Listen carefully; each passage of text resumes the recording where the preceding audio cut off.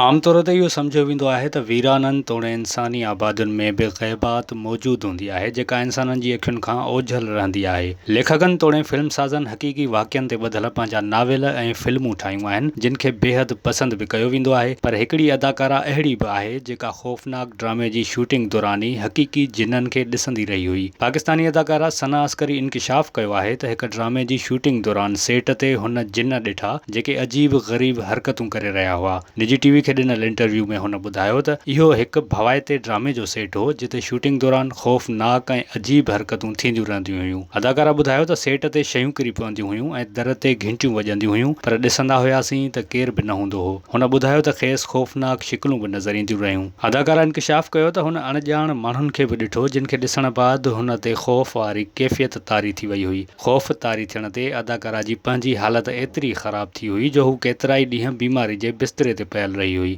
सना अस्करी मूजिबि खेनि आख़िर ताईं कुझु सम्झ में न आयो त इहो छा थी रहियो हो ऐं इन पुठियां कहिड़ा कारण हुआ।